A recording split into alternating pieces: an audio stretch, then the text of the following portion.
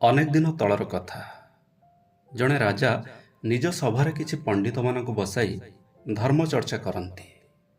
କାହାଣୀ ଶୁଣିବା ରାଜାଙ୍କର ଗୋଟେ ବଡ଼ ସଉକ।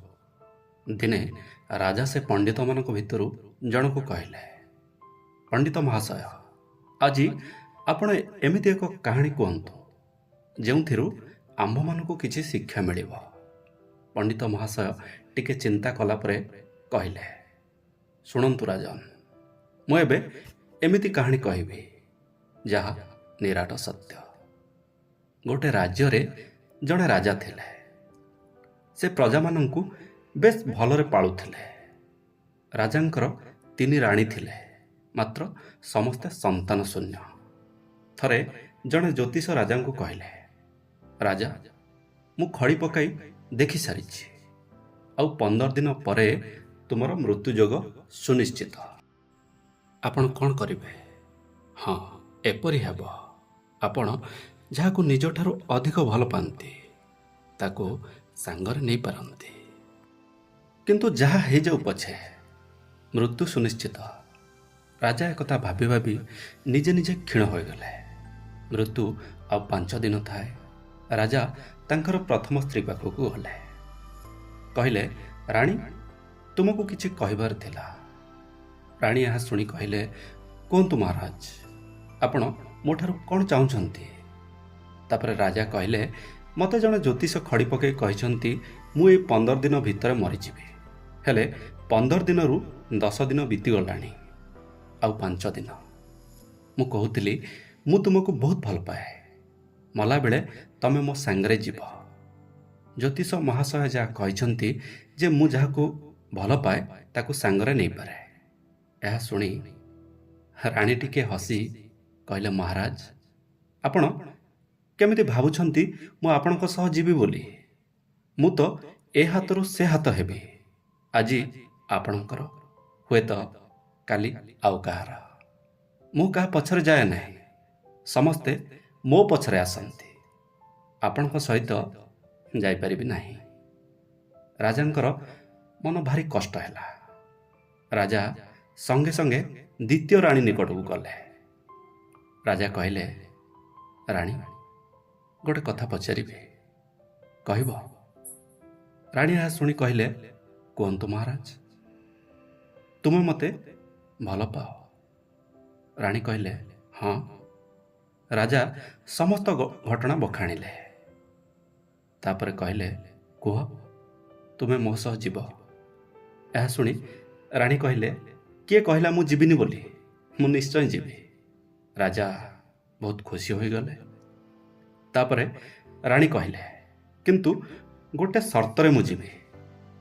ରାଜା କହିଲେ, ସେ ସର୍ତ୍ତ କ'ଣ? ମୁଁ ମଶାଣି ପର୍ଯ୍ୟନ୍ତ ଯିବି, ଆଉ ସେଇଠାରୁ ପ୍ରତ୍ୟାବର୍ତ୍ତନ କରିବି। 11 ଦିନ ପର୍ଯ୍ୟନ୍ତ ଶୋକ ପାଳନ କରି ଟିକେ କାନ୍ଦିବି। ତାଠାରୁ ଅଧିକ କିଛି କରିପାରିବି ନାହିଁ।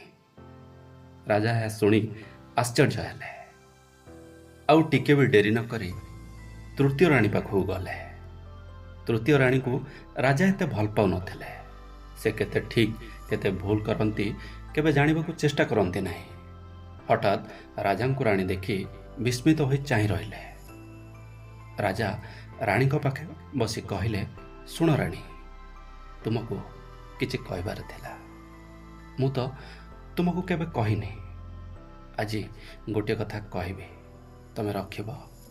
ଆଉ 5 ଦିନ ପରେ ମୋର ମୃତ୍ୟୁ ହେବ।